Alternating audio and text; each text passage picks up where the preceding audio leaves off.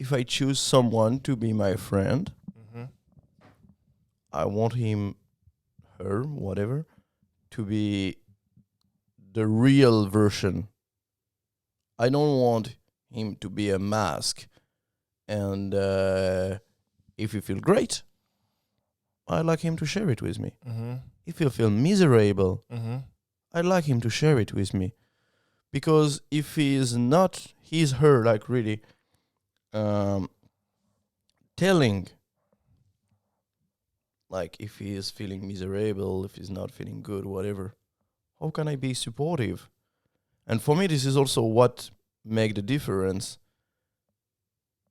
between being a friend is like someone is your friend when you are fully willing to be vulnerable with this person. Mm-hmm. Like I kind of like in French, we have like a wider, I feel at least, vocabulary in term of the scale of like, like a non-person friend. Mm-hmm. Like, especially we have one word. So in French, we're going to have like connaissance, which is like acknowledge is someone you just know. Like maybe you met him in a party, you barely know his name. Acquaintance, maybe. Yeah, acquaintance in English, yeah. Yeah. Then we have pot, which is kind of like, or maybe that's also my interpretation of the word. If there is anyone like listening this podcast and speaking French, they can tell what they think about it. But pot is someone with who, like, if you go in a party and he's here, you're gonna be like, yeah, cool. I'm gonna be happy to meet him. I'm gonna be happy to spend time with him. Maybe if you organize a party, you're gonna invite home, but you're never gonna spend time one-on-one with him. Only good was a group in a group. It's kind of like, it's kind of a guy that you're gonna enjoy hanging around with him in a group, but it's not someone you're gonna just be like, okay, I invest my time fully 100% in you. And then you got like the friend, like the ami, which are the one with who you feel vulnerable. So it's like, to come back to what you was saying earlier, if someone is hanging around with me but is never gonna reveal how he feel in his true self, I'm gonna be like, great, you're a pot, but you're not my friend. But let's say he just doesn't know how to verbally express it. He's trying to show us through like gestures how he feels, but he's just like not verbally able to communicate that feeling that he has. I know people like that. Yeah? You know what I mean? Yeah, I know what you mean. Yeah. Like they're just not good with words. Maybe they have like some sort of a reason that or maybe like a mental stigma. They don't feel like they want to verbally express it, but you can tell from the way how they behave or how they do things around you. You kind of like feel it if you know the person well enough. What's your take on that? Would you think that could be a friend if they're just not verbally able to talk to you and show their vulnerability? This thing is so fucked up. Trying to struggle.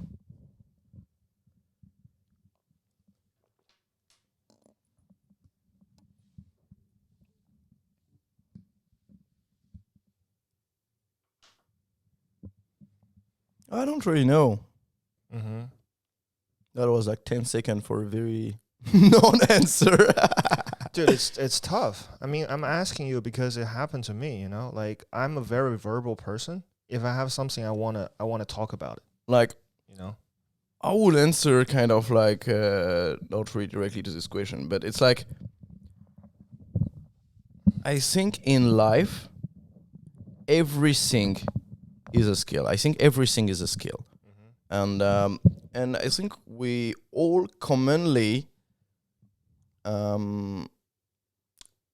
notice it, are aware of it for things like, I don't know, study, doing mathematics, doing sport, I don't know, like for my case, for example, juggling or practicing any skill. We very aware for some of these skills. Meanwhile, we tend to forget that social adaptability are skills as well, which like anything else can be practiced. Mm-hmm. So I do understand that it is not intuitive or like native from their begin background for some people to express their feeling Mm-hmm. freely, honestly, and with vulnerability. Mm-hmm. Meanwhile, I know that it is a skill. It is something you need to practice, and so therefore, I think it's something people should practice more. It's like personally, I like know I'm very proud of myself in terms of being able to express my feeling, to express my true self. But I used to be someone very close. I used to be someone who was like having a wall, having a huge mask, and you will never know what was inside. When was that? Sorry? When was that? Oh, like 10 years ago when I was a Okay. student. That's a long time ago, man. Yeah. Mm-hmm. What kind Change of take a long time. what kind of practice did you do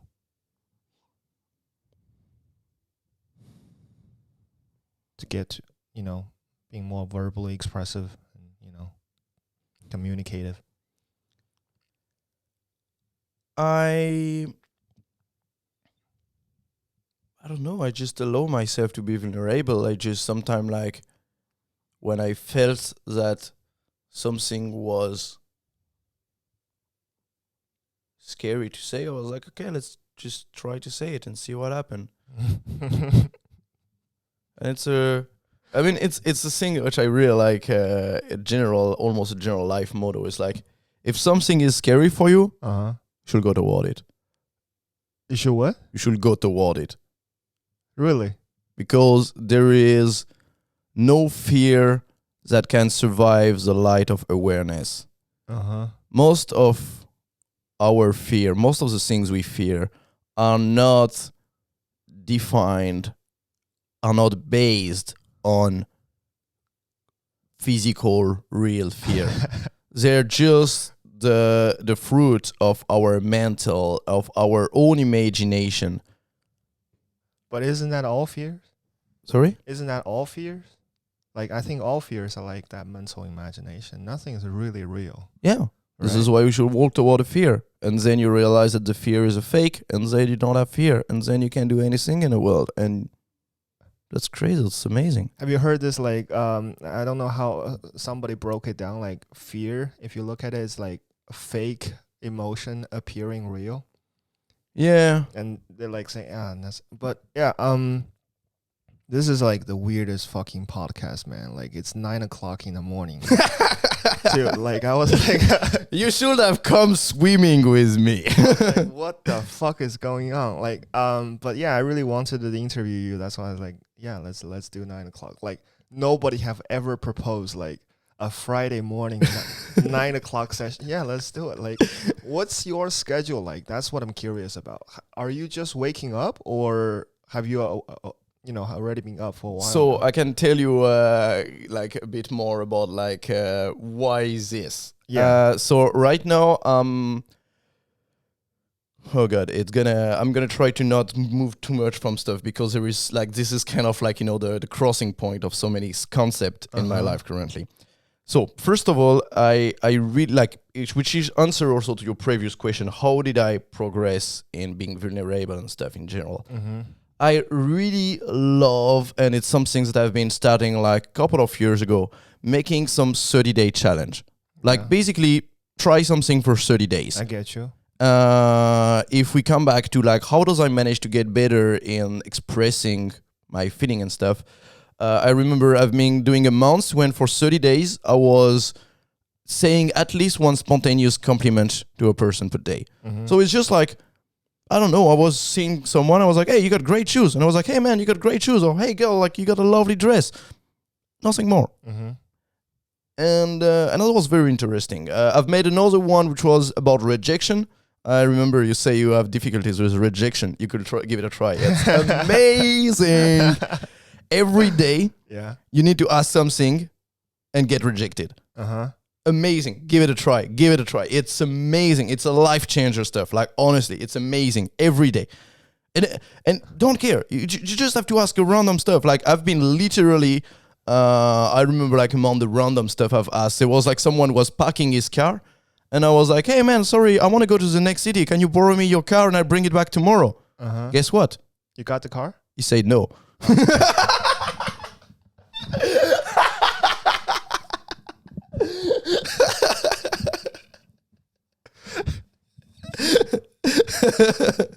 Come on, who the hell who gives his car to a bloody random stranger I say in a yes. street? Yeah? I say yes. What color is your car? Honda Jazz, orange. Oh, really? Yeah. Oh, yeah, I'll do it. Yeah, man. Okay. It's a piece of junk. But so I've been doing a lot of 30-day challenge of different things. Then moving forward, as I say, I think that everything Yeah. is a skill, and embracing discomfort is a skill that I think is one of the skills that allow you to achieve so much in life. Because, come on, like, think about all the big achievements you do in your life. I'm pretty sure that you had to face a certain amount of discomfort in order to achieve them. I don't think there is big success that come without any discomfort. Mm-hmm. I guess it wouldn't be considered achievement anymore if there's no struggle or discomfort involved.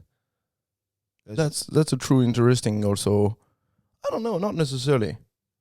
Let's say somebody like just won a lottery. Like it's earned money, but I don't think that person would consider it achievement. Like I won the lottery, but say another person, entrepreneur, like earned the money, the same amount, like actually starting a business.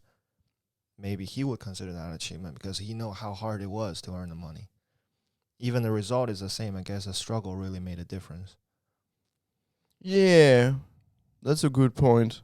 I don't really know. It's a good question. Those people who win lottery feel it as an achievement. Yeah, I'm guessing if I were to win one, which I haven't. I tried yesterday, but Oh, yeah. throw away €2. Oh. That's okay. Yeah. But so, all this to come that I like to put myself in some discomfort situation. And so right now, this month, I'm doing a month of every morning I'm going to swim in the Baltic. Nice. Which, trust me, this is discomfort. Like, I love it. Like, when you say me that you don't swim. Yeah. And you was like, you want to go? And I was like, let's go in Pirita. And I was like, you don't realize what you're signing for. I really don't know. This is hardcore. Is it bad? Like in Pirita, honestly, actually, I've been in Noblesner this morning. Yeah. I didn't be to Pirita. Pirita is insane. Man, you got to, like, the water is freezing right now. You know, it's not like, we're not in Bali. Is it? Okay, tomorrow morning, come to me and we go to Noblesner.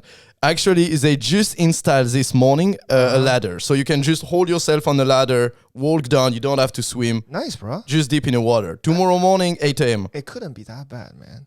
Is that bad?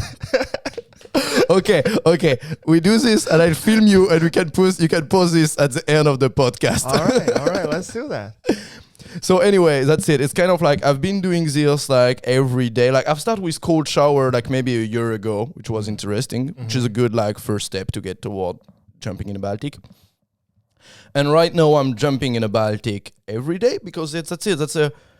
But it's such a concrete physical experiencing of discomfort because it's like each morning I wake up and then, you know, you get in front of the water, like you're going there and you're like, I hate my life. Like, oh, why the hell am I doing this?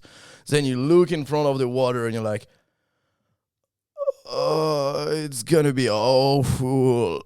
And then you jump in the water. And once you're in the water, you're like, actually, it's not too bad. Are there anybody else around? Yeah. There is a group, Tallinn, Noblesner Suplema. A lot of people every morning. I always see people every morning. It's pretty cool. They're all swimming. Yeah. Shit. There is a good community. A lot of people, really cool people. It's very interesting community, actually. Uh-huh. And so... What are the age group of those people? Like, are they young? Everything. Really? Everything. Young people, middle-aged, old people, everything. Jesus Christ. It's so impressive to look at the, like, let's say, the 50, 60 years old, like, Estonian, like, lady, because it's just like, oh my God, it's like me, I'm going there and I'm pretty cold. But you see them, they're like swimming. And you see in their face, they're just having a chill. Mm-hmm. It's not even like a challenge for them anymore. It's just like, that's amazing. Great. That's amazing. So anyway, to keep going, the whole picture of this swimming in the Baltic. So I really like this challenge, practicing discomfort. Then, therefore, to answer your question about my schedule, as I don't have any boss. I don't have any person directing my schedule. Okay. Which is something that in the popular belief is like everyone is like, oh yeah, you're going to be your own boss. It's going to be amazing. The reality is that it is very challenging. It is very challenging because when you are your own boss, you got the most ruthless boss on earth. Like, I am, and I think I'm not the only one. We tend to be the most, like, ruthless with ourselves. Okay. And so therefore, it's a challenge to manage my schedule. And I am not a morning person. I think morning is evil. I think, like, I do not understand, like, people who are morning person. Like, it is just like, oh my God, like, I can't get from the statement, like, sleep, awake. It's like, I got like, in French, we have an expression, we say, like, having your head in your ass. Mm-hmm. When you just wake up and like you just all face body reaction is just so slow. So anyway, I used to be really, like, lazing around in the morning and getting nothing done. And therefore I'm like, I don't want to waste my time. It's also another thing, like, we got one life. And it's a very short, limited amount of time if we want to do epic stuff. And I want to do epic stuff. Okay. I want to finish my life and look at it and be like, brah, that was damn good. And die and go in front of gods or whatever. I don't really know if there is someone, and be like, guy, you can send me to heaven or hell. I only don't care because my life was bloody amazing, and whatever come after, whatever. I had the fun on hers, Uh-huh. So all this, like, sorry, I'm really jumping from stuff to stuff, but there is a bigger picture that I want to draw here, which is like, so I have a limited amount of time. I do not want to waste it. Yeah. And I do not want to waste every single morning of my life. Yeah. And so that's... What time frame it would be considered morning for you? Okay, so let's say for me, like, waking up, like, at between 7:30 and 8:30 will be kind of ideal. For me, like, if you... Like, if like 9 is a good morning, is still efficient. Like, when I'm lazing around, like let's say, like, I don't know, you say it in English, but when you have a chill morning, let's say, then it's like waking up at like 10:30, 11, ideally. And let's say waking up before 7 is like hell. It's like, I don't know, come on. But these days, how are you doing it? What do you mean? I put a clock. Yeah? Yeah, I put a clock, I wake up, and I put my dress, and I run to the Baltic, and I jump in it, and I can promise you, after this, I'm a hell of awake. So what's the time you're waking up right now? 7:40. Yeah? Yeah. Every day? More or less, yeah. Okay. That's pretty early. Yeah. Yeah. I can see that. When do you go to sleep? It depends. This is also one of the things, like, one more time, like, this month is also special because I'm doing my 30 months stuff. 30 months? 30 days. 30 days. 30 months is going to be a bit hardcore. Uh-huh. But that's because I'm doing my 30 days. So I'm I do not think I'm gonna keep doing it as early after. Would you keep doing the dipping the water thing every morning? Maybe, I don't know. Yeah. I'm not here yet. I don't need to take a decision yet. I'll think about it when I'm in front of the decision. How many days in riding? A bit more than 2 weeks. I'm halfway through. Nice. Yeah, nice. I feel you, man. It's good fun. It's good fun. Like, give it a try. Give it a try. It's really like, it's good fun. And to keep drawing like the whole picture about this 30, because I'm very like, I really like this concept. So then the last things I've been thinking, like, which kind of failed actually, but at the origin I was supposed to do like this like Baltic swim with a group of friends. Okay. We were like 5 friends, and the idea was like just to go all together every morning and jump in the Baltic together. And then you realize all your friends are pussies. I haven't said it. They don't want to do it. But because the idea is also like we all one of the strongest trigger to get us to do something we do not want is social pressure. Is it?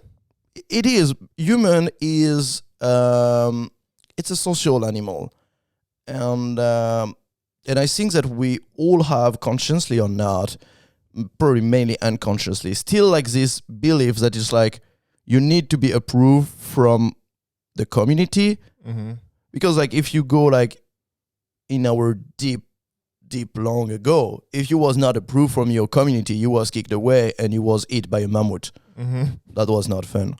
Okay. And so we still need the approval of our community. And I mean, like, come on, I'm sure like all of us have been experiencing this in different form. Like, you know, when your friend is like, okay, let's make a race and let's see who races the faster. You're gonna race faster than if you're running by yourself, right?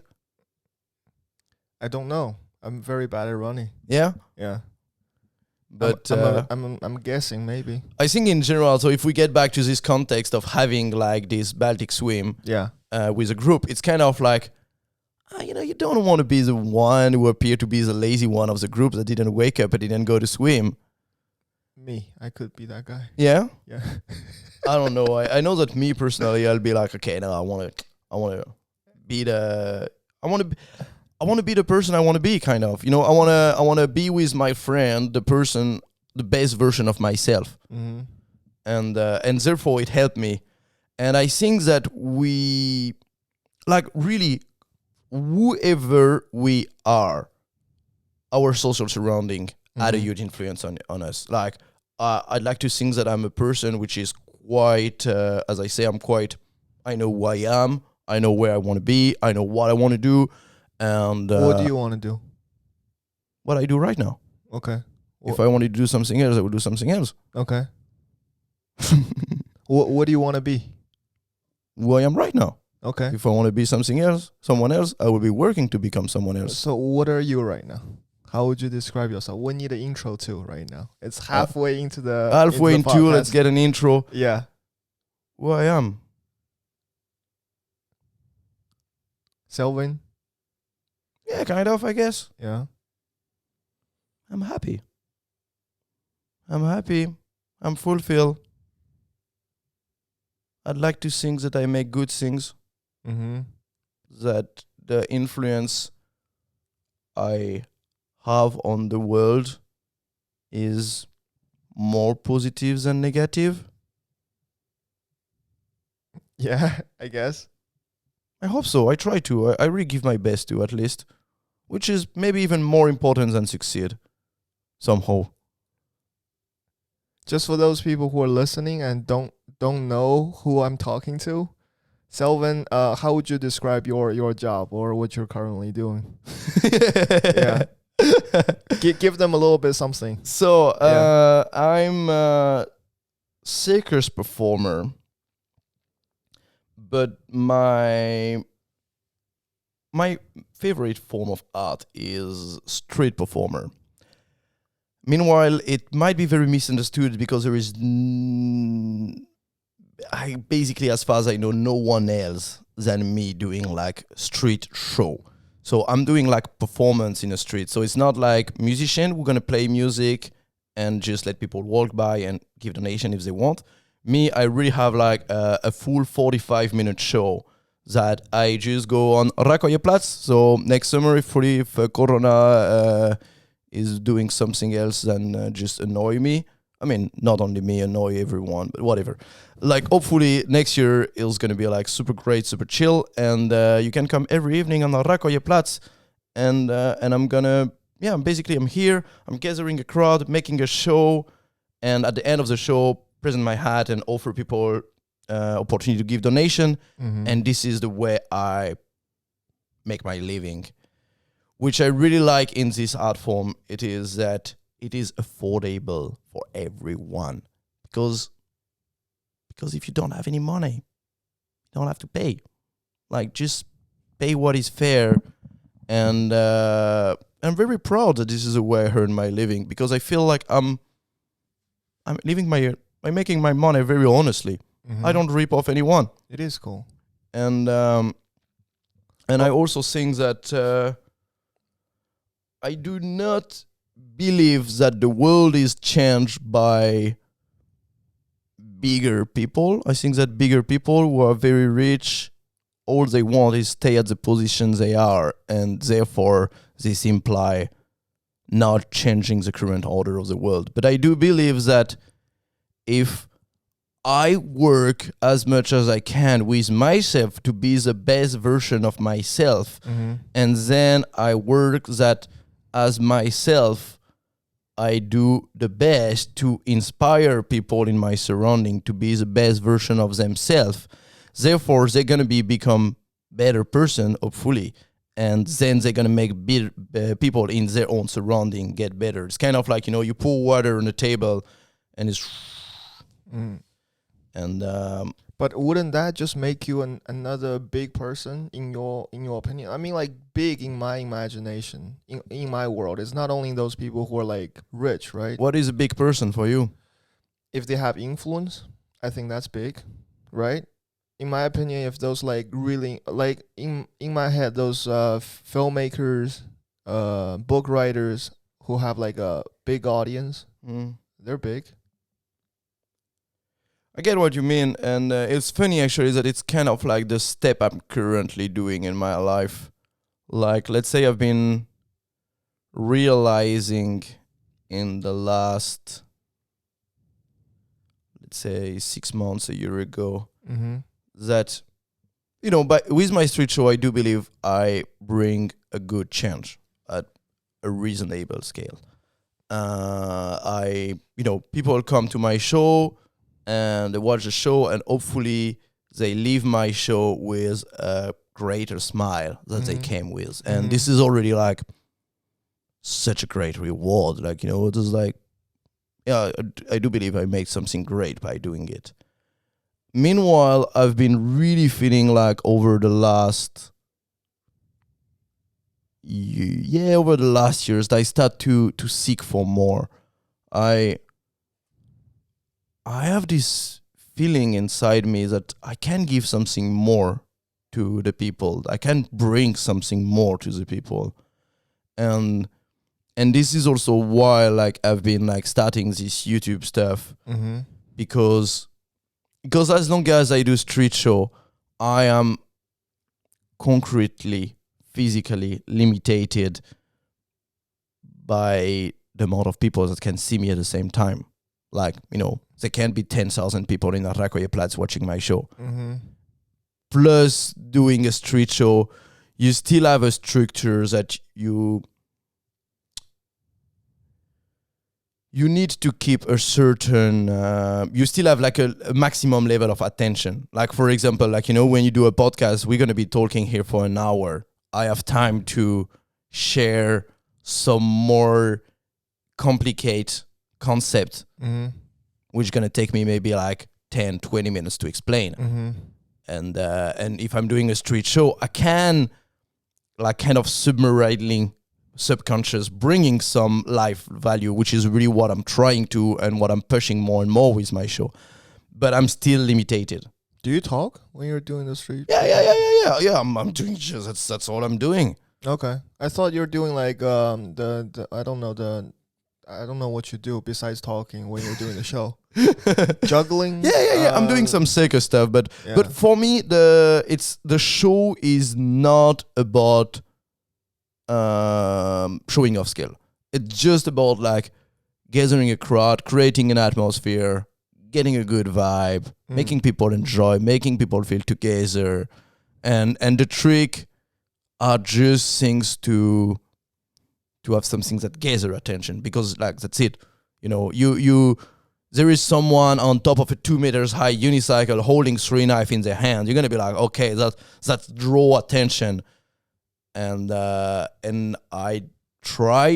give my best to use this attention, not in an egotic way, just to be like, hey, yeah, look at me, I'm on the top of the unicycle and I'm the coolest. But just to be like, yeah, so knows I got your attention, like, this is kind of the message I like, the next value I'd like to give. I try to. I don't know if I succeed. I mean, it's a very challenging thing. But I love it. I would change this for nothing in the world. But what you mean previously when you talked about the street performance, you say nobody else is doing this. What you mean by that? Are you seeing anyone else doing a street show in Tallinn? No, I don't go out. I don't know. Sounds like you have a lot of fun. Yeah, I don't go out. I normally just sit here and do podcasts. Okay, well that's good fun as well. Is there a lot of street performance? No. Oh, no one else. I mean, there is some people who play music. So, okay, if we go a bit more like in the vocabulary and like the different type of street performance, basically there's going to be 2 big categories. One is called walk by, and one is called street show, what I'm doing. Walk by is what you're going to see in Tallinn, what you're going to see most commonly in a street. It is, for example, musician, they play non-stop, and basically, literally, people walk by, give a coins, keep walking. It's not people stop and follow a pattern, right? Dancer gonna be the same. There is dancer who are like, they put the music, they improvise, puff, puff, puff, puff, puff, and that's it. Living statues, that's the same. They're static. People come, drop a coins, keep going. Me, I got a structure in my show. It's like, there is a begin, there is a middle, there is an end. So my goal is to gather people, get them close, watch the show, listen to watch the begin, stay. Hopefully some people are going to come more and more as long as the show is going on. I see what you mean. But my goal is to gather a crowd and make my crowd bigger till the end of the show. Yeah. Because there is just one moment when people can come and give me donation. It is at the end of the show. If someone come and leave in the show halfway, it doesn't pay me anything. So my goal is to keep them as well, because that's how I make my income. But so in the structure, it's different. And that's what I mean by there is no one else doing street show. I see what you mean. Like, did you do it this summer as well? No. Okay. No, this summer I've been riding my unicycle around Estonia. So because of the COVID, you changed the plan and all that, or even if the COVID wasn't happening, you would still ride the unicycle? Nah, I had my most busy tours this summer. I was booked by like 10, 20 festivals. I should have been like working like crazy hell good. No. COVID like was just like fuck it up, yeah. All right, man. But what to do about it? I was kind of like, I don't know. I see what you mean. It's just like this is also like one of the main things like I've been doing like just for people who watch this and don't know me at all. So this summer I've buy like a 36-inch unicycle, which is basically the biggest size of wheel unicycle you can commonly buy. And I've been riding like the plan was to ride 1,000 kilometers around Estonia, but in practice I've been doing like something 750, something like this. Whatever. I didn't count at the end. I was just like, whatever. It's just for fun. But so I've been riding from Tallinn to Perraküla to Haapsalu, around Hiiumaa and around Saaremaa, basically. And basically my idea was just like, okay, all festivals are cancelled. I can't do my work that I usually do. And kind of what I wanted to show as well is like nothing is bad or good as they are, Corona included. Mm-hmm. When I realized that Corona happened, I could have been like, which would have been maybe the most intuitive choice. Kind of stay home, live low, spend as less money as I can. I could have been trying to do some street show in Tallinn for like the 20 people who are still in town, earn more or less nothing, but that would have covered the minimum cost of life, and wait till it passes. But meanwhile, I think I would not have get the most value from it. And it's like when something which is not inside your area of control change, then you have to adapt. I think so. And that was my way to adapt to this new world situation. Because it's a long time I actually dream of doing a longer unicycling road trip.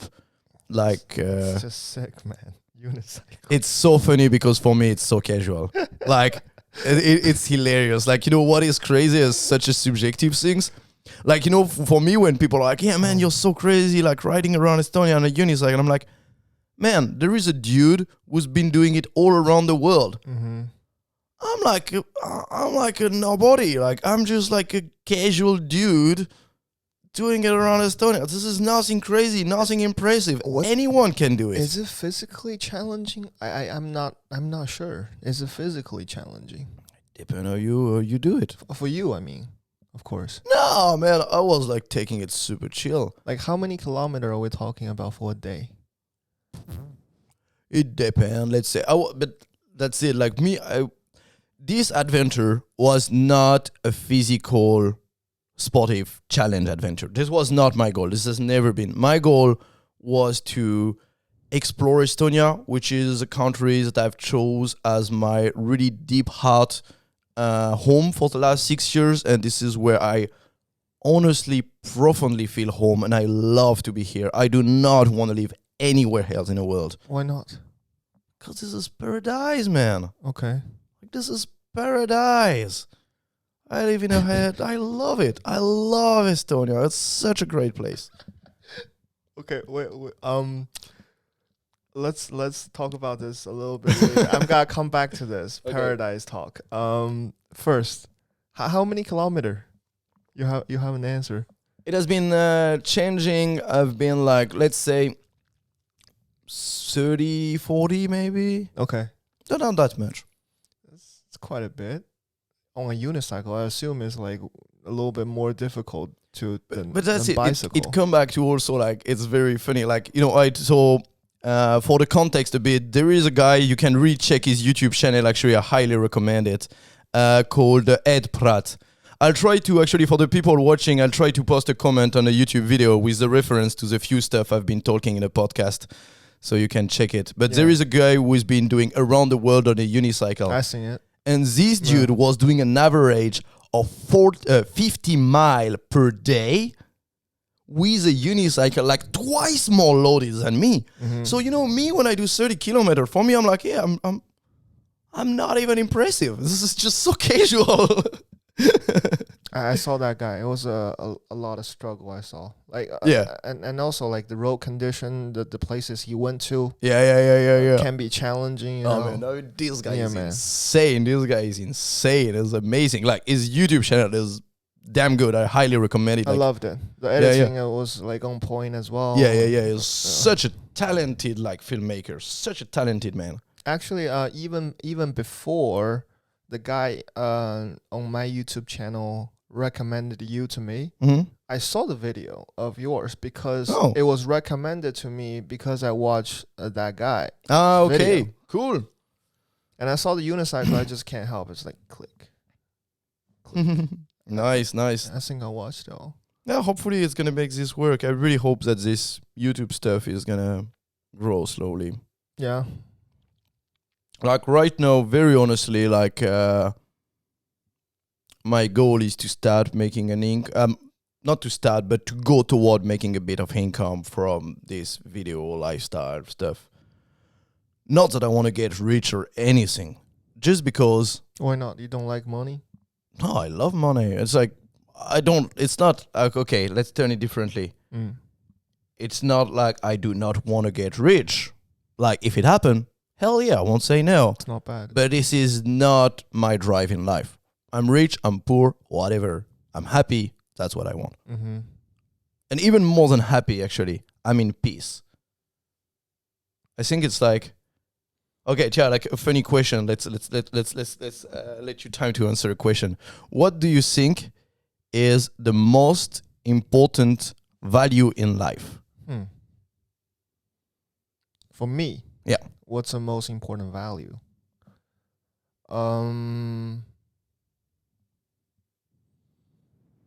I guess I want to be able to give something to people around me. I think that's a value.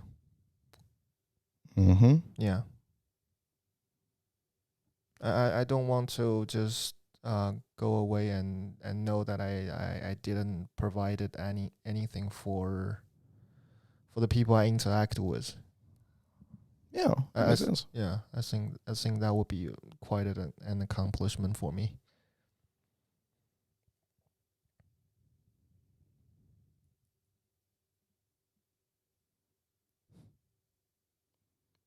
Yeah.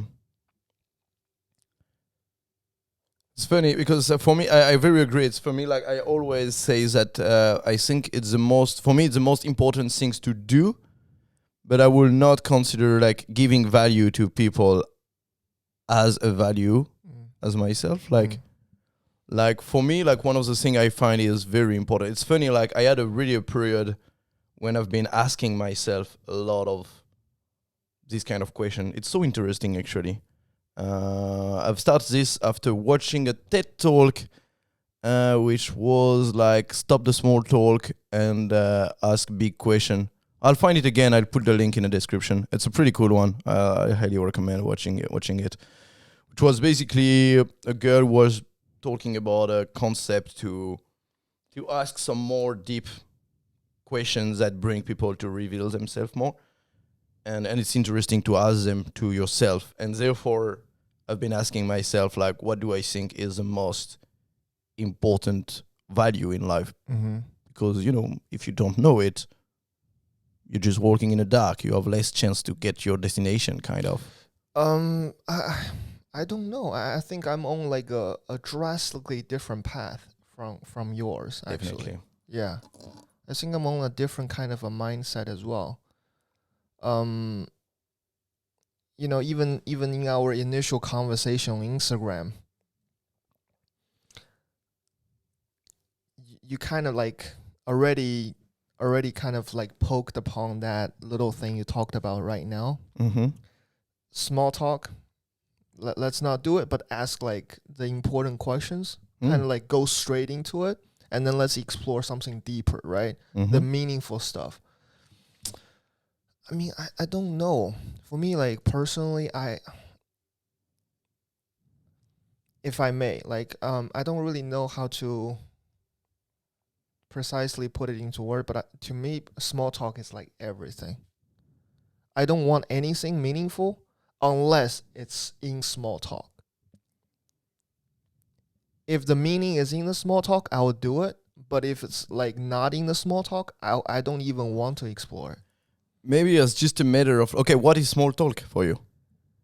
Things. I want to talk about solid things, not ideas. I don't want to talk about ideas. So for you, like a small talk is a talk where you keep a concrete physical action, something that you appear in the real world, not just a concept and idea.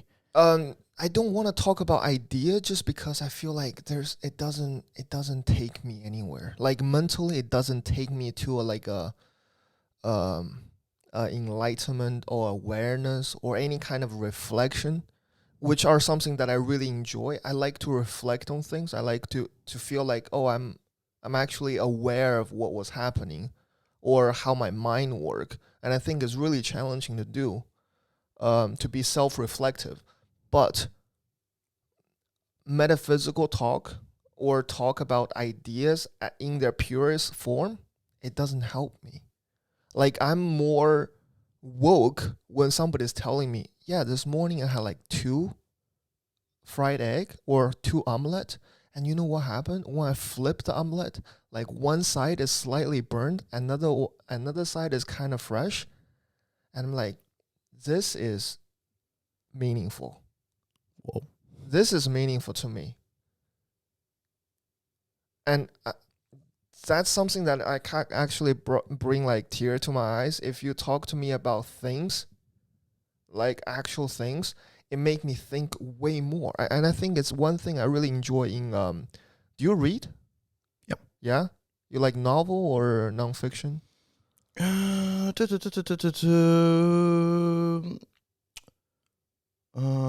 can just tell you what's been the last book I've been reading. Like when the COVID hit, I've get back my super dystopia series. So I've bought again like 1984, Yeah. Fahrenheit 451, Nice, man. and Brave New World. Genius book. Oh my god, like the 3 of them. Like you should read them right now because they're so accurate with the current state of the world. You're like, holy crap. I love 1984. And I've been reading quite few like more, let's say, self-development book. Like lately I've been reading The Power of Habits. Very good one. I highly recommend. Power of Habit. Yeah. Okay. The 4-Hour Work Week by Tim Ferriss. Very good book as well, pretty known. Yeah. Yeah, this kind of stuff, let's say, generally. I think I only read novels. Mm-hmm. I only read like stories. I don't want to read nonfiction at all. I don't read any of the book that is about self-improvement because I really don't. Well, let's just say novel. Why do I read novel? I really like description. I like people describing a thing. It's kind of like in line with my philosophy in film as well. Like I don't want you to tell me something. I want you to show me it. Right? If you love somebody, I don't want you to tell me I love this girl. I love this girl. I love this girl. I want you to show me how you love this girl. Yeah, kind of like, I understand what you say, I think, and I get one point of like, how to say, like talking about ideas is not and should not be a goal as itself. Mm-hmm. For me, I love talking about ideas. I love talking about concept. I mean, it's more or less what we've been doing like for an hour now. But for them, it makes sense to do this only if you apply it in your real life. Like, as I say, I talk about the idea and concept of facing discomfort, and then I go jumping in a Baltic Sea every morning. Mm-hmm. So it's like... But do you still have to say it, though? Do you still have to say, like, I'm facing my discomfort? Because if you just tell me only that fact, yeah, man, I've been jumping into Baltic Sea every morning for the past 2 weeks. Like, in my head, I'm already kind of, like, picturing myself. Like, why is he doing it? I'm asking myself a question, right? Mm-hmm. Is there a reason behind it? Is he challenging himself? Like, what is this whole thing about? Is it about self-improvement? And all this answer, eventually they're going to be so heavy. The more you tell me about the swimming thing, or maybe tomorrow morning we go together and I saw you like actually going into the water and your face turned blue, and then how you like, you know, like... It's not that hardcore. It's not that hardcore. Like, relax. When you see the whole thing, I think eventually all those questions that you have in your head are going to be so heavy, and then eventually busts through a layer, and you're like, oh, now I understand why he's doing it. And that understanding, to me, just personally, right, it's way more powerful, visceral, and direct of an experience compared to somebody. I'm not saying shit on talking about idea. It's just me. Like, I don't. Yeah, no, I totally get your point. I don't take idea very well because I always feel manipulated. I have this fear of being manipulated. You know what I mean? What's your biggest fear? Biggest fear? I have so many fear, man. I guess. Again, I fear forgotten. I fear one day I might not be remembered, I guess. You fear what? That? Somebody might not remember me. Okay. Yeah. Why? I don't know. If I know, it's not a fear anymore because then I can analyze it and then I can get over it. Yeah. Yeah. I think yeah. But yeah, like I'm trying to. But yeah, like I think it's just about the idea thing. Like for me, I'm very cautious about idea, especially when somebody talk about idea. I'm very careful. I hate being manipulated or being brainwashed. I guess I have something with growing up and people everybody around me keep dumping idea on me.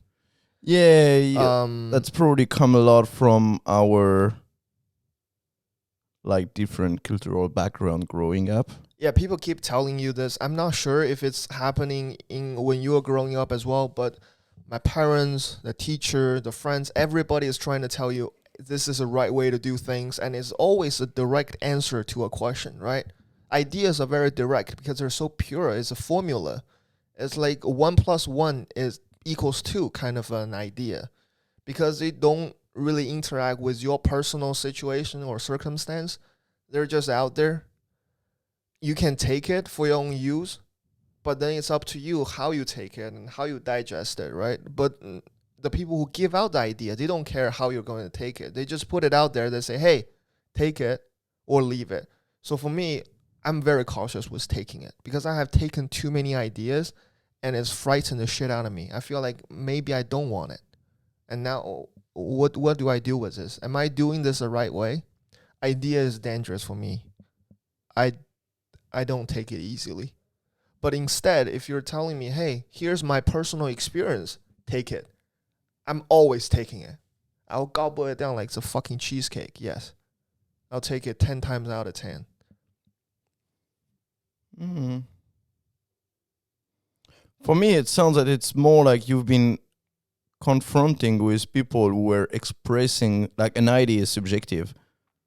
An idea is always going to be subjective. So if someone presents his idea of saying, like, this is the eternal truth, this is bullshit. Get the hell out of here. So... But subjective idea, to me, it just kind of feels like experience, you know?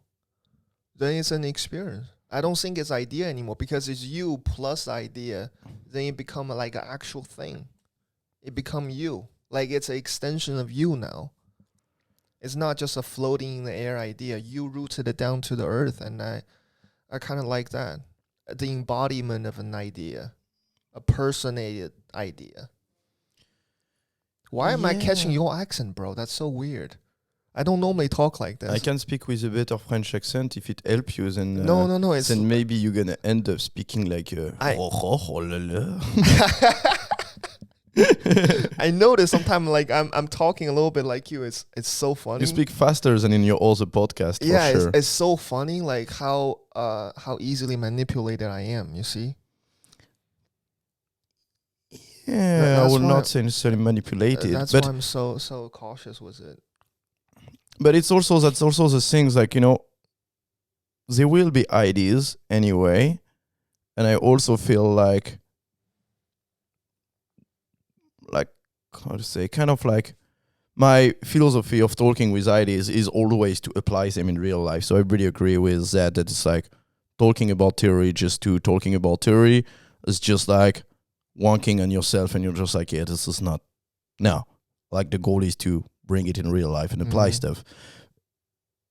Meanwhile, I do believe that the experience, you cannot get it without living it yourself. Like, come tomorrow to swim, you're going to see. I can say whatever I want about what it is to go and jump in the Baltic. Definitely. You can't catch it. You can't get my experience. I wouldn't understand. Except if you do it. So this is also why, like, talking, like, I can go and talk for like 20 minutes about how does it feel to get inside the Baltic seas at this time of the year.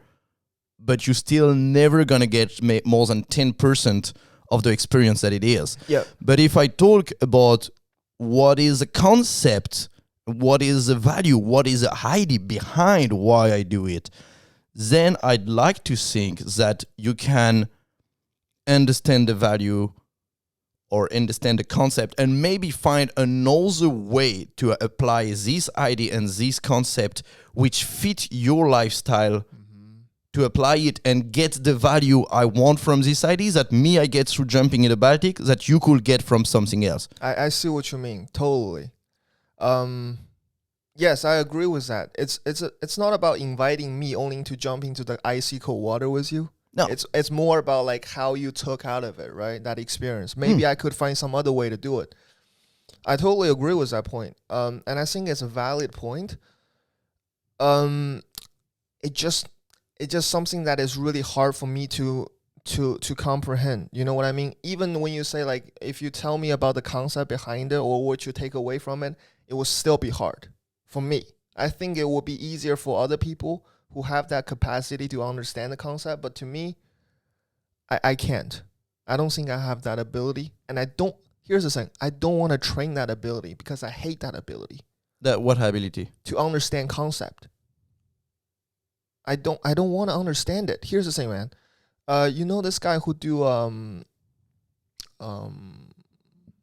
rock climbing? There's this movie about this guy called Alex Honnold, and he do like free solo stuff. Means without any kind of protective equipment, he just go up like a wall. Okay. With his hand, right?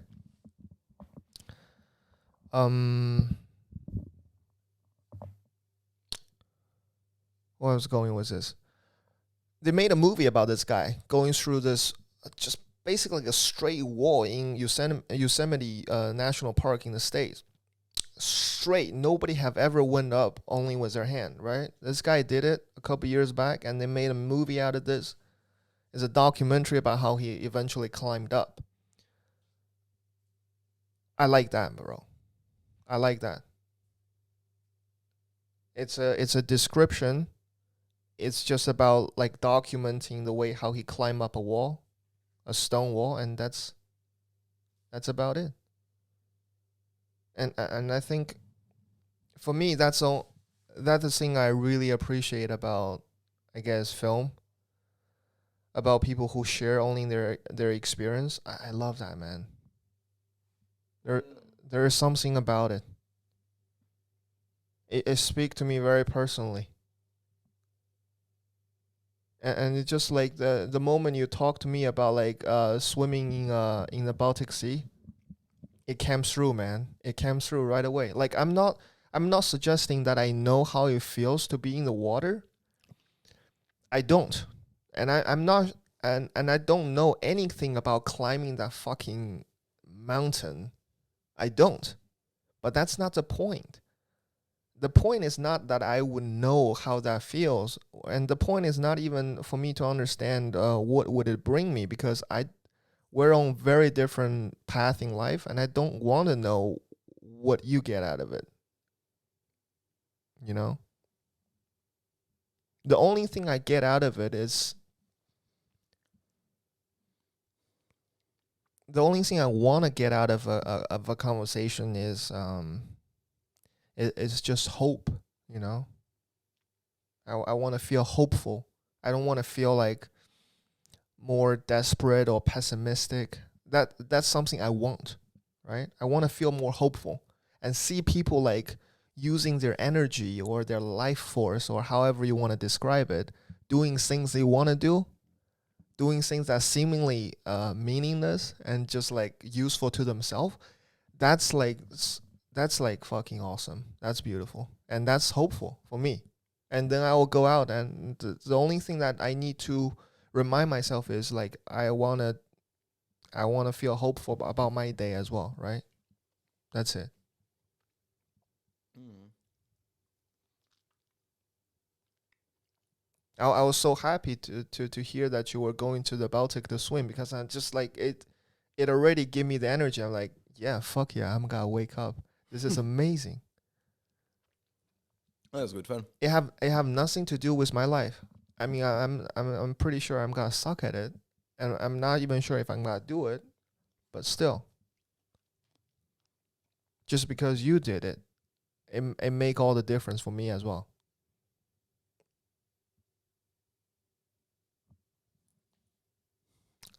I don't know, man. It come back to this one thing that I recently been watching. I watch a lot of UFC recently, Mm-hmm. Ultimate Fighting Championship. Mm-hmm. I suck at fighting.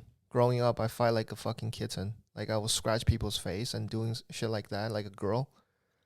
And there was one time my teacher actually came up to me. I was like, "Pinchon, stop fighting. You fight like a girl." And I actually, yeah, it's like if you want to fight, like normally teacher wouldn't ask you to fight. But she came up to me. She said, like, you fight like a girl. If you really want to fight, look at this kid. Punch him in the fucking face. Do you know how to punch? Put your face like this and punch him. But I never got to learn how to fight. Recently, I started to watch all this UFC stuff. All these guys, they're fighting, fucking blood dripping off their face and eyes swollen up like the size of a tangerine. Like, this is making me feel hopeful about human race, man. This is hopeful stuff. Mm-hmm. Why is that? Go forward.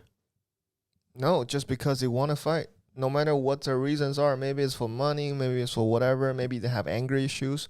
No matter what it is, they're here. That's already good. They're doing something. I like that. You can do anything, and I will be touched.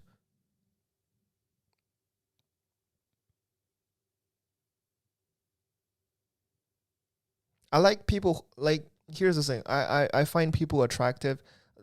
You know what people I find most attractive? Is people do shit that they like to do, and they do it with such commitment and energy. They just go for it. That's the most. It doesn't even matter what you do. It can be absolutely anything. If you like killing babies, well, that's extreme. I wouldn't appreciate that.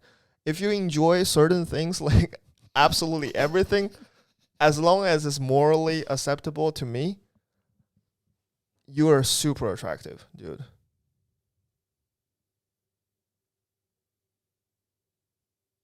Yeah. That's it. You can do absolutely anything. Anything.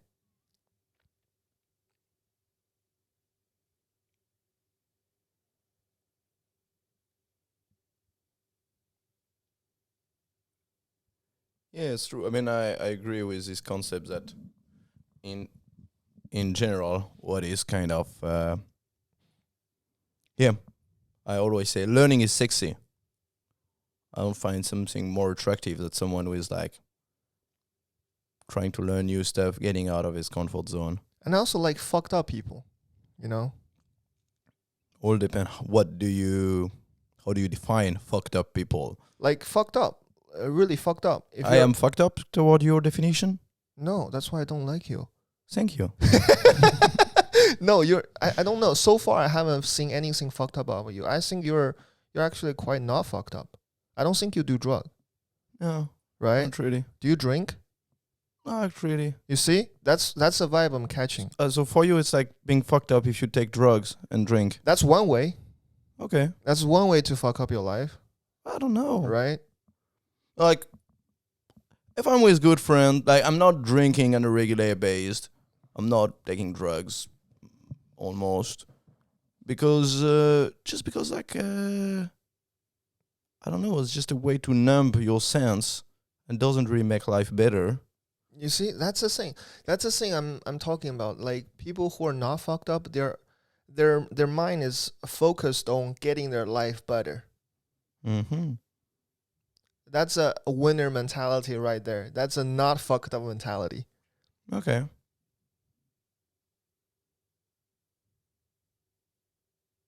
I like people who are a little bit self-destructive as well. What I'm not saying like I'm against getting life better, but I like those like bipolar people. Sometimes they want to fuck up their life, self-destruct a little bit, and sometimes they want to get better, and then some forces take them back again, and then they get better. They struggle, man. I like people who struggle a lot. Mm, I don't think I agree with that. I think it's like, I mean, if a person is like working to make his life better, then doing something that get his life worse, Yeah, um, I like those people. They're amazing. it's very unhealthy. Yeah, it is. It's definitely not healthy. So why would you want to be unhealthy or support someone in being unhealthy I don't want to support or it. appreciate? I don't want to support it. So why do you say you like it? I mean, in my life, I would try to help, but if they're not in my life, I appreciate them being like that, because I really don't see another kind of people who can create more than those type of. I mean, it comes down to what kind of thing I want from people. If I don't know you, I appreciate the things you do, right? Because I can shake your hand and support you on a day-to-day basis. The only thing I get to see is the things you create. And all the artists that I know who create great art, I admire the shit out of them. And if I look at them, all fucked up. All have the tendencies to self-destruct.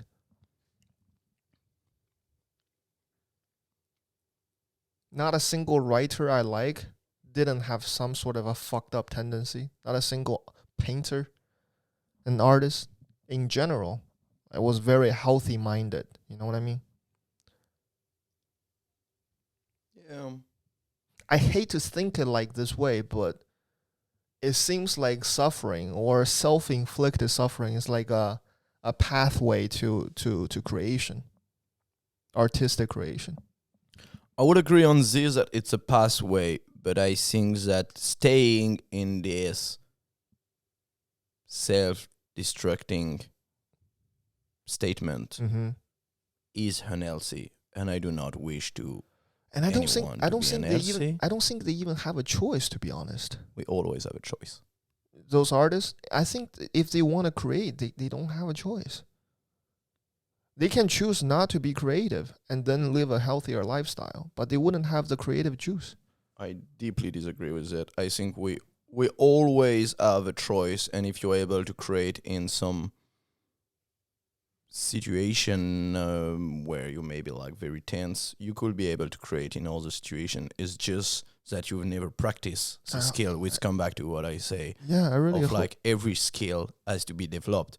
Like, you know, probably you're gonna be better to run back to your home if you're naked in the snow, and you know that if you do not run back home, you're gonna die. Yeah. Meanwhile, you can train to learn in a nice weather.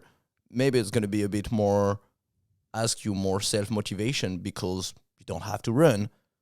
But if you But- practice it, you're gonna be able to but do he- it. I here's mean, the the thing. metaphor is very weird, But but here's the thing, man. Like, if we're talking about necessity in life, for example, for survival, right? It is true. You can train it. Social skill is necessity. that's subjective. Well, No, I know some people who know no one. Yeah. I mean, I know some people who have like 1, 2 friends. if they don't need it, then it's not necessity for them. That's why they're not training for it anymore. They don't need to practice it because they don't feel like they need it. It's not necessity for them. But let's say those people who are doing art, creative stuff, is it necessary for their survival? You know what I mean?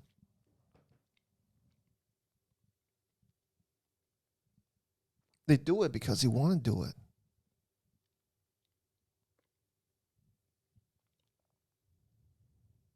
What is like motivating them? You know, the motivation is not it's not propelled by fear. It's not by anything. It's because they want it. You know what I mean, bro? It's not as real as like naked in the snow. They're not dying. Or maybe they are. I don't know.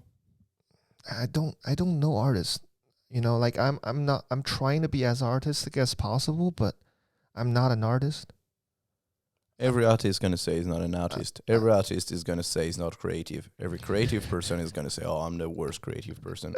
I don't think I'm a creative person. You know, like I seriously, I totally agree with you with saying it's very unhealthy to be self-destructive. But man, look at fucking Jack Kerouac, On the Road. Oh, I love that book. And look at this guy. I love Orson Welles. Drank himself to death.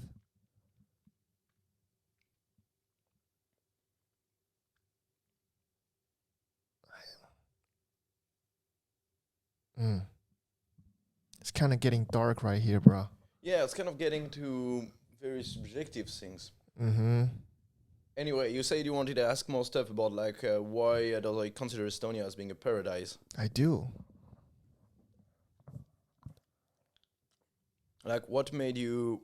Why did you choose Estonia rather than another country? Aye. Why did you choose Estonia rather than another country? Me? Yeah. My ex-girlfriend was Estonian. Oh. Yeah. So you came for a girl. Yeah. Like 90% of the men here. Yeah. I guess 90% of the expat men. Well, if you didn't, then you're the exception. Yeah, I didn't. Okay. Then you're the exception.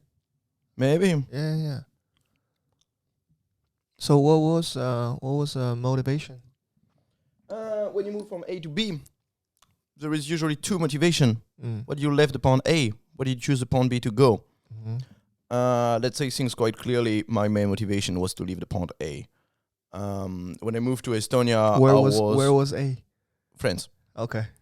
When I moved to Estonia, I was in a point of my life when I was in France. I was studying to become engineer. What kind of engineer? I don't even know. I don't bloody know. I was just studying to be engineer. I was just doing what people tell me to do, and to let's say things quite clearly, I was deeply, highly depressed. I was not happy in life. I was not fulfilled by what I was doing. You were like 21 back then? Yeah, more or less. Mm. More or less, yeah. That's my age. That was my age. And yeah, it really get to a point when I was like, there is nothing good that's gonna come if I keep going in this direction. So I was like, let's say I needed a new start. Mm-hmm. So I was like, I need to get the hell out of France. I just needed to get, yeah. So then I found like this EVS, European Voluntary Service, which are European project, allow you to go abroad. And I found a project, like first I was looking for Finland, Norway, Sweden, because I love the weather here. Mm. And like, no, every Estonian people listening to the podcast are like, what? It's cold. Oh, it's amazing. You got a gorgeous weather here. I love it. What's a program about? Like it allows you to go abroad to do what? And basically, it allows you to go abroad and you volunteer in an organization. But you volunteer, but you're paid by Europe. So roughly, it's like a 1 year work contract, kind of, when you got your minimal life expense covered by Europe. Nice, man. European Union is amazing. I love is. it. I mean, like, come on, it's just such an amazing opportunity. So I found this project based in Tallinn, in Circus Studio Folly, which is a circus school and I was already juggler. I was already like, as a hobby, doing circus stuff. And I always had at the back of my mind of being like, oh man, that would be so great if I could like just make this as my work, kind of, because I love doing it. You would.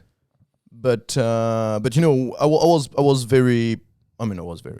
think I was quite a good student at school. I was having some good grade, and I could definitely have, you know, if I would have kept with my engineer study, like right now, I would probably be earning like some 3,000 euro per month or something like this, which is pretty decent, I think. Nice.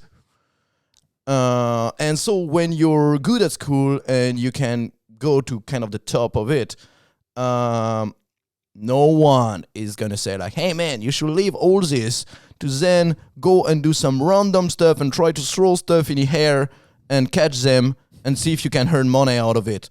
Like, no one told me that. Mm-hmm.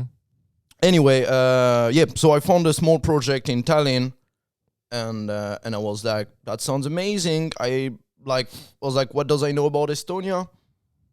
Mitte midagi, nothing. And I was like, yeah, let's go. That's the most unknown place I can go. That's the place where I have the most to discover. Like, yeah, getting out of my comfort zone, kind of. Mm-hmm. And so I did like this year of voluntary project, and I loved it. I just loved it. It was crazy, actually, how I remember. I still have my kind of notebook that I had when I get to Estonia. And after like 3 months here, I was like, I'm never going to move away. It was crazy how well I felt here. Mm-hmm. Like, it was just feeling so right in my life. Just, oh my God, I was so good. And That's interesting. I think like, after like, half a year in Estonia, I felt more home in Estonia than I've ever felt home in France. At that time, were you dating somebody? Nope. Not really. Mm. Estonian girl. Okay. So it must be something else. It's not relationship. Did you feel connected to the place, or is it certain reason? You can't pinpoint it. It's not one big thing. It's all the small things. Yeah, I see that. Like, life is so great, chill, and amazing here. Like really, like I think you got it already. It's like, I do what I love. I act today to make what I feel make me happy today. If there was like, I've been traveling all around the world, like literally, I can't count how many countries I've done. I don't want to count. I don't care. But like, I've been to almost all continent. Really? Yeah. Nice. Barely. No, I've never been to South America. That's the last continent. Oh, and Antarctica. Uh-huh. Damn, I want to go to Antarctica. That would be so epic. Anyway, I've never found a place even close to make me feel wanted to move out of Estonia. Uh-huh. Never. Nothing even close. Here is my home. Here is going to be my home until I find somewhere better. And honestly, I do not think I will ever find somewhere I find better than here. Do you want to? If there's a place you feel like, oh, this place seems nicer, would you move? Yeah. You would. I mean, why wouldn't I move if I find somewhere better? Uh-huh. That would be stupid. I mean, like, don't you want the best for yourself? I don't know. That's the thing. I don't know. I think I wouldn't. That's strange. That's a little bit strange, huh? I mean, like, yeah. I mean, like, don't get me wrong. I love Estonia. I think I've expressed it kind of. But if I move and I get a place when I'm like, oh, that sounds better than Estonia, I'll go there. You really would. Yeah. I mean, like, why wouldn't I? That would be super stupid. What about, let's say you have friends here, and maybe you will have family here, or maybe you would have Yeah, but these things are the things that get in the balance of like, is it the best place or not? Maybe somewhere else I meet some other people that I feel like I have some great connection with them. Mm-hmm. I don't know. You know what? Like, I'm gonna explore a lot more on this one, because you're the first one who is so enthusiastic about this place. I have talked to some people who are very happy with this place, Estonia, but you're the first one who described it as paradise. This is paradise. But paradise is a subjective thing to my eyes. Wait for me for a second. I'm gonna use a loo real quick. Is Estonia paradise to you guys? I really don't mind the weather, actually. I think the weather here is all right. I mean, as long as you have the opportunity to travel. I need this like 1 week off in the winter, right? If I get 1 week off in the winter, totally fine. Go to somewhere sunny, get a little bit of a tan. I'll be good. But if I have to be here like for the entire winter, it get a little bit too dark for my taste, I guess. This winter I'm gonna do something different. I can't go anywhere because of the COVID, but I've decided I'm going to do the tanning thing. I go to a solarium maybe once every week, trying to get a tan, get a little bit of sunlight, artificial one, and then see how it works. Maybe it will be good for the mental health. I don't know, but winter is tough, man. Winter is tough. What should I ask about the paradise thing? I mean, somebody just, it's such a personal thing. Maybe he just like it. But I feel like there's something I could ask. I can't just ask like why. I feel like I would just be repeating myself. Like, why do you like it? Why? I get it. Sometimes you just don't have a reason. Sometimes you just like it, you know? Like, how? Welcome back. It's all good, bro. I'm refreshed. I'm ready to go another 3 hours straight. At least, yeah. How you feeling? Yeah, good. Yeah? Good. Tired? No, it's okay. I was just talking to myself, thinking about how do I approach the question that is about to come, because like you say small things about Estonia, right? About the place. Are you talking about liking the place only about Tallinn, or have you been outside of Tallinn as well? Let's say I talk mainly about Tallinn because this is where I live. Yeah. I could even get it to a smaller scale. I talk about Kalamaja. This is where is my home. Nice. Like, I really feel there is such a different vibe in Kalamaja than in other place of Tallinn. I see. You lived in Lasnamäe before? Yeah. Okay. Did it feel like home? Nah. No, it's just like you just lose the whole good point of living in Tallinn. Like, you know, what I love, like, one of the good point among so many I love in Tallinn is the proximity. Like, think about it, man. Right now, I live in a capital of the country. Yes. Which means you got all the cultural opportunity, all the excitement, all the event going on related to the fact that this is the capital. This is where there is the most things going on. Meanwhile, in like 10 minutes, I'm from my home to the main place of the city. This is insane. This is so great. Like, you get what I mean, right? Yeah, I get it. I'm like, touched by your enthusiasm. Yeah, I get it. Back home, in France, I mean, were you from a small place? A city which is like a third of Tallinn. I see. Definitely not the capital. No. How did you feel about Paris? It's awful. Like, why would anyone want to live there? I don't understand. I've been living there for like 3-4 months for an internship. I was like, this is awful. Awful. Exactly. Oh my God. Why would anyone want to live in Paris? I don't understand. But it's the best city on earth. What? But it's the best city on earth.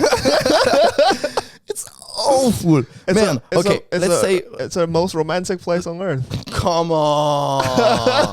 Stop this bullshit cliche. This is not romantic city at all. There is just romantic in the film when they get everyone out of the place and you can do just a lovely couple walking on Montmartre. The reality is, like, if you walk on Montmartre as a couple, you're gonna have like 10 I don't know, like 200-300 of people with a group of 50 Chinese people being like, with a camera. Sorry for that, but it's still the truth. And this is nothing than romantic, with the guide of the group, of the touristic group, with this little amplifier, speaking some gibberish language that you don't understand anything, that sounds like super weird, like, and you're like, this is nothing like romantic. This is an awful experience. Like, Such a roast on Chinese tourists. Oh my fucking god. I mean, can you say it's not true? It's so true, bro. It's so that's fun. That's why it's funny. It's so true. Oh my god. Yeah, I feel you, man. But And that's it. Like, still not awful though. I mean, besides the tourists. okay, so let's get a bit more. Why do I don't like Paris? What I think is one of our most important, let's say, value. It's not the best word, but anyway, you're gonna get it. It's time. Our time is the most important things we have. I agree. Investing, like, it's funny actually. Coming to this podcast, I feel more stressed, kind of, than going on TV, because here, people who watch this, they gift us the most important things they have. They give us their time and their attention, I appreciate it, guys. which is such an honor. Like, that they give this time to listen to us. Therefore, I feel pressure to be like, okay, I should say something that evaluates their time back. Definitely. Anyways, that say, if your time is something important, where do you spend your time when you're in Paris? You spend it in the bloody RR, in the bloody subway, in the bloody things. You want to go buy your baguette, you're going to spend an hour in in the train for this. Like, what kind of life is it? Like, oh God, this is like awful. Like, I was spending an hour and a half to go to work every day, an hour and a half to come back. And for Paris people, this was not a lot. I got one of my workers spending 3 hours. Like, in Tallinn, if a friend invite me somewhere where I need to spend more than half an hour to go, I'm like, hey, sorry, buddy, but like, come on, it's too far away. I'm not coming. Like, it's too much of a pain in the ass to come. Like, yeah. Oh my God, no, I don't. I get you. I get you, man. But it's one of the factor, I guess. What else about Paris is so bad? I mean, maybe it's a little bit traffic, a little bit too much Chinese tourists. But they're good stuff. I mean, I heard good stuff about the place. Let me name a few. I have never been to Paris. I'm a little bit scared of the place because it's so big. I'm scared of big places. And, well, the Chinese guy talking about scared of big places. It's funny. But I've never been there, but I heard good stuff about the place. I heard they have a lot of good restaurants, good places to eat. Yeah, you have them everywhere in France. Don't go to Paris. Go somewhere else. You gotta get same good restaurant, but not the pain in the ass of Paris. Quite a lot of events, right? Yeah, true. Right. But that's it. This is also, to come back to what I say, Paris is great. That's the capital. Tons of event on this. I can't compete. That's true. Mm-hmm. A million of amazing event going every night. A lot of them for free. Yeah. Amazing. A lot of interesting people. The cost too. is not the price. Is the time. Cool, I can go to a great concert, but I'm going to have to spend 2 hours to go, 2 hours to come back. The concert is going to be for 1 hour. Wait, is it that big? Really? Yeah, like, because the thing is, like, in Paris, like, most of the time, so basically, I kind of caricature, but it's like, or you're going to live in a 9-meter square flat. No shit. Literally 9-meter square flat. Like, smaller than this office. Nice. Sorry, not for me. In a city center, in a noisy street, blah, blah, blah. And you're going to pay at least 500 euro per month for this. Not for me. Or if you don't want this, then you're going to live outside of the city, which is like, yeah, cool. But then you're going to spend like 1 hour and a half if you want to go to Paris. So this is basically the choice that you got. I see what you mean. It's like, I don't know, like, if anyone like here has been going to Paris, like, can say me if I'm telling like bullshit stuff. But in general, I remember when I told to people in Paris, it's like, let's say if they spend like less than an hour, okay, let's say less than 45 minutes to go somewhere, it's close. For them, it's like, it's super close. It's nearby. You just spend 45 minutes in transport. I'm like, that's awesome. I like it. It's awful. Yeah, here everything is close. I agree. Kalamaja. So what you do there? Like, you go to events, you hang out. Do you have a lot of friends? Yeah. Yeah, like people What is a lot? who you actually consider friends. Yeah. Yeah, it's pretty fun. I was listening to your podcast, like the one you posted yesterday, and it was Yeah. pretty fun about like your friend stuff. I think I have a very different definition of friend and what I consider with friend. And What you consider friends? Like really close ones. for me, a close friend is someone with who I allow myself to be like fully vulnerable. Mm-hmm. How many are there? I don't know, 10, 20. Oh, really? There are that many? Yeah. That's why I was like, it's funny, like when you said, or like your friend, like Mikael, say was like having 2, 3 friends. Uh-huh. I'm like, okay. 10, 20. Yeah, at least like people to who I feel like, Like I'm- here in Tallinn. no, not on it. Not in Tallinn, not only in Tallinn maybe 10. Mm-hmm. And then another 10, maybe 15 Okay. drop all around the world. Interesting. Wow. But I also like, for example, Do you I, keep touch with them like regularly, or is kind of like, well, we connect when we feel the need to connect? Yep. Yeah. I got like, I don't know, I got like, okay, let's get a concrete example. I got one dude which I consider among like one of my real best friend. Mm-hmm. Is like in New Zealand. I didn't have any news from him like since the beginning of the COVID, more or less. You still alive? Yeah, still alive. I will know it if he was dead. Really? Yeah. That's good. And I kind of love this actually, is that I have friends that I see like, you know, I got some like my best friend in France, which I know since I'm 5. Mm-hmm. He's like my bro. Is like whatever. Like if the world get fucked up, you know, it's like we're gonna go together in a cave and we're gonna chill and enjoy life, you know. And but we never call. Okay. We never call. Like I call him. No, we're calling a bit actually. It's not true anymore. We used to never call. No, we call maybe once every 3, 4, 6 months, maybe. Are there friends out there, like good friends out there, that you feel like you're talking to them very regularly? No. No. Okay. I have, I would say I have no one on let's say I have no ones that on a years long, I will talk at least once a week. No one. Okay. I got my friend in Tallinn that I see regularly when I'm in Tallinn, but when I'm out of Tallinn, I'm out of Tallinn. I think like I always fully give my time with the person with who I am currently. Like right now, I'm with you. I'm giving you my attention, my time, and I'm not texting any other friend on the other side of the world. Mm-hmm. And this goes the same way permanently. So my friend understand it, that it's like when I'm with them, like most of the time when I'm with a friend, I shut down my phone. If someone called me, I'm like, I'm busy, I'm talking with a friend. Nice, man. I appreciate it.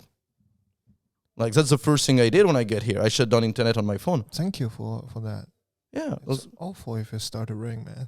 Yeah, it's awful. That's it. And it's like, oh man, I hate this. You know, when you're talking with a friend like about something important, because yeah, as I say, I don't do small talk. So usually when I talk with a friend, it's something I consider important. Uh-huh. And then at the middle, it's like gonna talk and be like, oh yeah, man, come on. And so yeah, like my friend, which are far away, I don't see them often. But are you good with yourself though? Like, are you good alone? Hell yeah. Yeah. Do you feel the need you need to have friends, like to feel happy or to feel fulfilled? No, I think it will be unhealthy to need friends to be happy. I mean, Like these days, because the COVID thing and everything going on. Do you still hang out with friends quite often? yeah. Yeah. Yeah. What would you consider often? Like every day, every week? That's a good question. Well, I think I hang around with friends like maybe twice a week at the moment. Okay. The rest of the time you're by yourself. Kind of, yeah. Cool, man. Yeah. Do you ever get depressed? Why would I? I don't know. I'm asking. No, okay. That's gonna sound like super narcissistic, but I think I'm a super cool guy with hang around with, and I enjoy hanging around with myself. Okay. Like being on my own and just enjoying being with myself. What would you do when you're at home by yourself? I can't picture a circus performance like by themselves. Are you just juggling shit at home? Like okay, that's gonna sound even more weird. Like I do nothing sometimes, and I love it. Okay. Like I don't know. Yesterday, I know I spent an hour like just sitting on my sofa, looking at the wall, and be like, "This is a good life." Yeah. Hell yeah, this is great. No, at the moment about all my random challenge stuff I do. Every week I spend a day without internet. Once a week, I'm just like shut down internet. Like don't try to talk to me. I'm busy Okay. doing nothing, but I'm fully busy on it. That's amazing. I do jam. I do the best jam in the world. I bring a pot actually. That's really cool. I do amazing jam. No, I just bought an aquarium, which I'm so excited about. What is that? An aquarium Uh-huh. to get fish. Nice. I love it. I love it. I'm gonna be like a bloody autist with it. I'm gonna be the guy who's gonna be like looking at the aquarium for like 3 hours in a row, and that's gonna be fulfilling me like 200%. Jesus Christ, that's amazing. Yeah. But what else besides that? Like, do you watch TV shows at home, movies? A bit. Are you into those stuff? Do you have Netflix? Not really. Like, I watch some TV show, but not a lot. I play video game You play video games? a bit, sometimes more than I wish. Uh-huh. It's probably amongst a few addictions that I really struggle to overcome. But I'm getting more and more control of it. And What kind of video game? at the moment I play Hearthstone. Don't know about it. It's kind of like a card game, video game. You know Fortnite? Yeah. But I never played it. Okay. I've played League of Legends some times ago, but Okay.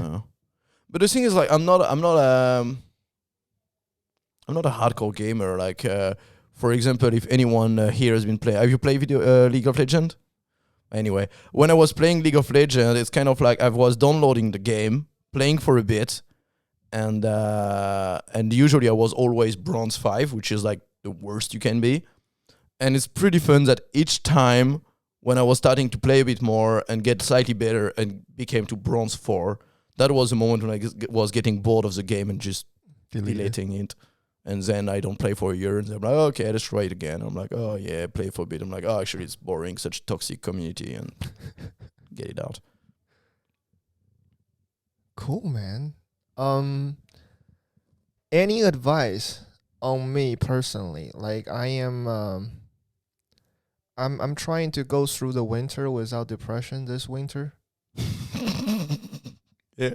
Yeah, it's coming. I feel it. It's getting darker and darker by the day. In the summer, I'm in a tremendous mood. Yeah. But now the winter is coming. Any personal advice you could give to go through the winter and feeling fulfilled and happy? Because you seem like you know. I don't know. I haven't been here for a full winter for a long time. Oh, yeah? Yeah. It's like 2-3 years I haven't been here for winter. But I don't know. For me, winter has never been such a challenge here. The darkness doesn't I bother- don't suffer the darkness so much, but I would say that I maybe have the luck that my work give me the freedom to enjoy the few hours of daylight. You know, if I think about it, I see the daylight more in winter in Estonia than I used to see it in France. Because when I was in France, maybe it was dark from, the day was from like 9 to 6. But in France, I was in school at this time. So it's like I was going to school, it was dark. I was coming back of school, it was dark. Like what here, maybe you got 4 hours of daylight, but I can spend them outside. A main advice I would say just to survive the winter is just like accept it. Like accept it. Your body, your energy, your mood is gonna be different. Obviously. Yeah. It's like you can't do the same amount of stuff in summer when you got like 20 hours of sun blasting energy on your face than in winter when you got just 5 hours of them. Just accept it. Just take life chill. Just enjoy. Just relax. Take a chill. Sleep 12 hours a day if you feel like, because this is amazing. I'm going to watch my aquarium for like 5 hours a day maybe in winter. That's going to be amazing. Do you see your Here's a question.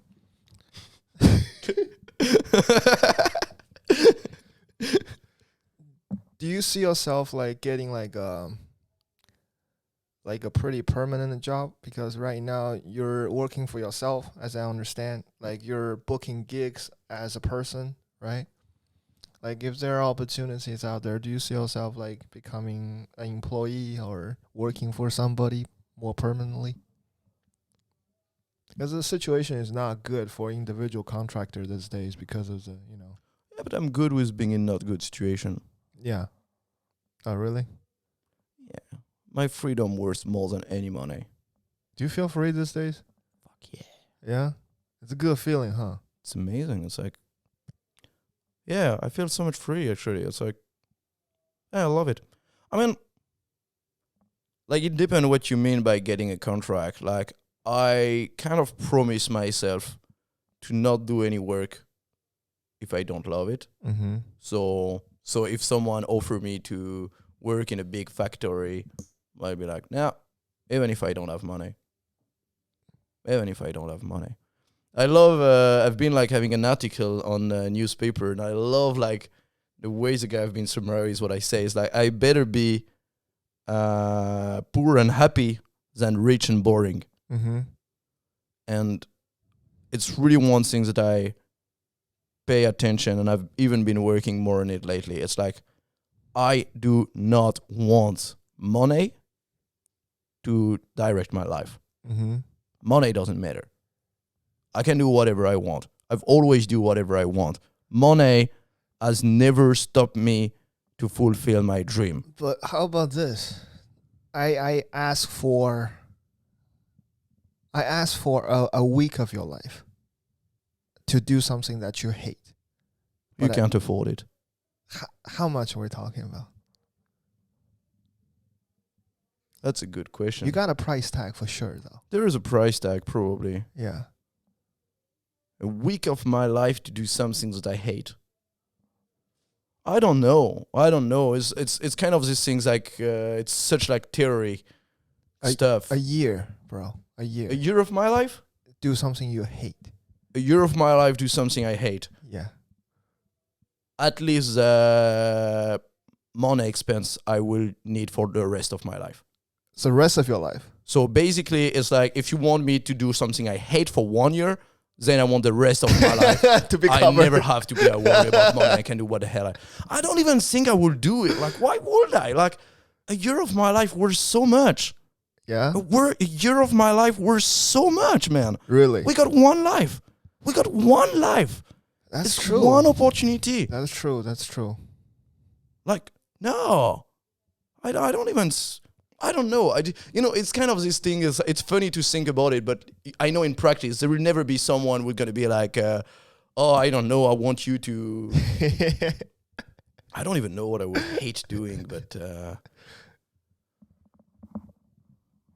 I don't know. But yeah, if someone like gives me like something, I don't think I will do it. Doesn't matter. Like how much money they pay me. Like my time worth more than money. Well, I get it. I don't know. I have a price Let's tag. see. Maybe when I'm gonna be poor as hell and I'm not gonna have money to buy my cheers, then I'm gonna be thinking about it differently. But what's the plan from now on? Are you planning to do more unicycling thing this year? Winter is coming. Yeah. Nope. No, what's the plan at the moment? At the moment, I'm giving some workshop. What are those workshops for kids mainly in Circus Studio Folly, based in Salme Kulttuurikeskus and Nõmme Kulttuurimaja. No, Valdeku koolis, near Noortekeskus. Nice. And actually, like if there is some people listening to it who wanna try themselves as juggling. I'm currently organizing a juggling club every Sunday, 6 to 8 in Salme Kulttuurimaja. And at the moment, it's for free. Nice. Which is very cheap, trust me. And so in terms of like, this is what I'm giving them workshop. I want to offer more my Frenchy style workshop, which maybe I should brand differently. But anyway, it's basically...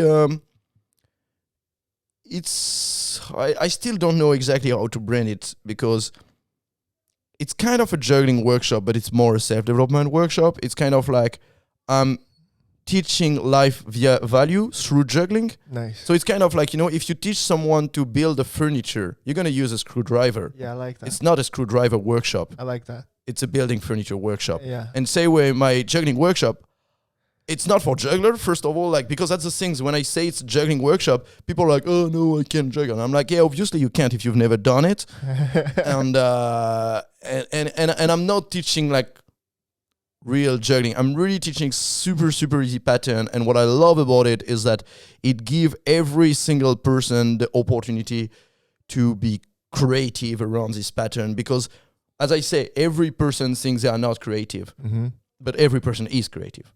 Because what is boring for me is super creative for you. Like, what is like riding around Estonia on a unicycle, it's almost casual for me. I mean, not casual, but it's not like super creative ideas. Just like, I got a unicycle, I got nothing to do, I'm going to ride it around Estonia. It's kind of like the logic things to do. I mean, logic, whatever, you get what I mean. Yeah. But for you, it's like, whoa, how did you get this idea? And super chill for me too. And it's really what I... And so that's really what I try to show with this workshop. Also, if we come back to what I was saying about like discomfort and investing energy to stuff, like juggling is such a physical, concrete metaphor of like, when you're gonna try something in life, most of the time you're gonna suck at the beginning. You're gonna fail. Everything gonna drop. And with juggling, when you see all your board in the ground, what you do, you pick them up, you try again. And you go again, and again and again, until you get it, until you do it. I've made a pretty cool video. I mean, pretty cool. It was one of my first video I made, which was like why I juggle. I put the link in description, which I'm really explaining what is the value I see, what is the philosophy I see behind juggling. And this is what I'm trying to teach through my workshop. So I want to give this workshop a bit more. And at the moment, like really what I'm giving the most of energy is making YouTube video, which I really enjoy. I have so much fun of it. I do not make any income from it. Yeah. But I would see, I kind of hope to make income. Like, I'm very curious. It's very fun. At the moment, I got like this, one of the things that excite the hell out of me to do is to kind of create business. I mean, that sounds weird if I say it like this. It's basically like, find a way to earn money doing what I love. And so right now, I'm really love to be thinking about all the opportunity I could try to make a bit this unicycling adventure really creative. Yeah, man. Because if I can make a bit of money, it makes sense. If I can make a bit of money out of it, it just means that I can do it more. Why not? And this is, why not? Yeah. Because if it's a side product, why not? Yeah. And especially right now, I do expect the Corona time to last for long. I expect I think I have pretty much like one more year of being pretty much fucked. Yeah, it's hilarious, right? My bank account is not laughing that much. I mean, it's laughing at me, but let's see. I don't know. I'll survive somehow. I don't know how, but I survive. But so yeah, it would be quite cool if I managed to make a bit of income from YouTube. But I don't know. I'll see. If it's kind of like from the beginning, basically from mid-May, when the news dropped Europe-wise that every festival was cancelled until end of August. So from mid-May, I knew I was fucked. Like, there was nothing to do. I was fucked. I would not have job. I would not make any income, more or less. So from this, which is pretty funny, is that the logic reaction, as I said a bit earlier, would be like, oh, let's try to live safe. And my reaction was just like, okay, I'm fucked. Let's enjoy. Like, it's just like, I'm screwed. Like, this is already set. There is nothing to do about it. I can't change the situation. I'm fucked. So then let's have fun. And it's pretty fun that since this, I've been almost behaving like if I was rich. Like I bought my unicycle, which is pretty fun. That this unicycle is like, I mean, sure, we all have this discussion. If you win lotto, what will you do? This is what I do. I buy the best unicycle on the market. Was it the best? Yeah. Nice, That's man. like the Porsche of the unicycle, Awesome. man. This is like, I mean, yeah, it's among the best. I liked it. That's a bloody good beast, man. Like, Boy, I love it, man. It's like I'm so proud of my unicycle. Did you like, ride it around town with this one this morning? Yeah. I mean, how would I come? You don't have a bicycle? This is the only wheel transportation you have. Yeah. Oh my fucking Yeah, god! yeah. I'm sure, like, if some people watching You're the podcast bizarre, live in dude. Kalamaja, they've definitely seen me like riding around unicycle in Kalamaja. I think I'm pretty known as the weird guy riding a unicycle around. You are bizarre as fuck, bro. Nah, but whatever. I don't care. Even in the snow. Oh yeah, more or less. I don't know. It's like in the snow, it's okay, but when there's black ice, it's like a bit annoying. Okay, I see what you mean. But it's fun. Oh my god, man. Riding. You must be the only one. Definitely. And this one is huge too. This one is massive. It's not like those normal one, like the small wheel. Man, like riding this one in town is so great. I love it. Like people watch, right? Yeah, exactly. It's funny. I have another video which I made about like why I ride unicycle. So I put the link if people want to know a bit more about it. It's like one of the first video I did. So the visual quality is awful. The idea I want to share, I think, is great, but the editing quality is awful. But anyway, what I love with unicycle is like, in short, it always cheer me up to ride unicycle, because to ride a unicycle, I need to be present. I need to be in the moment, I need to pay attention to what I do, which I think is one of the most important things in life, to just be present. Mm-hmm. Plus, when I ride around, people just smile to me. Like, it's not because I ride in a unicycle and I'm in a good mood. For me, it's my everyday life. So sometimes I'm in a shit mood like everyone else. Uh-huh. But then, you go and then you see people looking at you, giving you a great smile, giving you a thumb up and be like, yeah, that's cool. And it cheer you up. It get me so much good mood.